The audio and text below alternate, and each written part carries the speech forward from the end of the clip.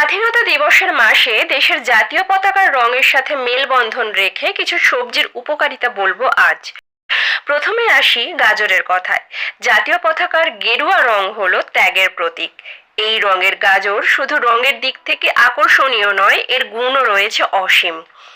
দৃষ্টিশক্তি ভালো রাখার পাশাপাশি হৃদযন্ত্র ভালো রাখা, ত্বক ভালো রাখা, রোগ প্রতিরোধ ক্ষমতা বাড়িয়ে তোলা, হজম শক্তি বাড়ানো, হাড়ের গঠন মজবুত করা, ওজন নিয়ন্ত্রণ করা, লিভার ভালো রাখা, যৌবন ধরে রাখার পাশাপাশি দাঁত ভালো রাখা, কৃমির সমস্যা কমানো, এমনকি ক্যান্সারের ঝুঁকি কমাতে সাহায্য করে গাজর।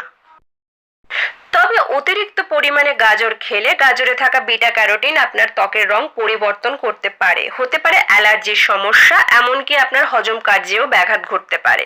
রক্তে শর্করার পরিমাণ বৃদ্ধি পেতে পারে, তাই অতিরিক্ত গাজর খাওয়া থেকে সাবধান। যে কোনো খাবারই পরিমিত খেলেই তা উপকারে আসে। আমাদের জাতীয় পতাকার সাদা রং হলো শান্তির প্রতীক। এই রঙের সাথে মিলিয়ে খাদ্য তালিকায় রেখেছি রসুন। পৌরাণিক কাহিনী অনুসারে রসুনে অমৃতের সমান গুণ রয়েছে। চলুন এই গুণগুলি জেনে নিই।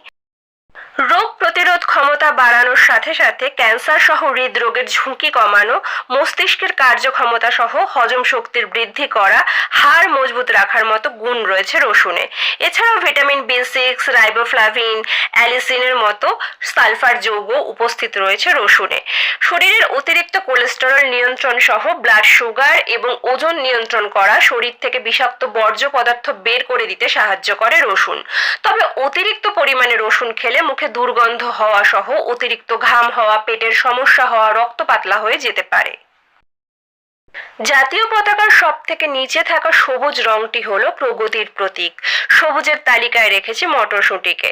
মটরশুঁটিও পুষ্টিগুণের দিক থেকে পিছিয়ে নেই। প্রোটিনে সমৃদ্ধ এই সবজি রোগ প্রতিরোধ ক্ষমতা বাড়িয়ে তোলার পাশাপাশি ক্যান্সারের ঝুঁকি কমানো, ওজন এবং ডায়াবেটিস নিয়ন্ত্রণ করা, হৃদযন্ত্রকে সুস্থ রাখা, শরীরকে শক্তি প্রদান করা, সাথে হৃদরোগের ঝুঁকি কমাতে সাহায্য করে। তবে যাদের কিডনির সমস্যা আছে তাদের এই উচ্চ প্রোটিন সমৃদ্ধ মটরশুঁটি এড়িয়ে চলাই শ্রেষ্ঠ।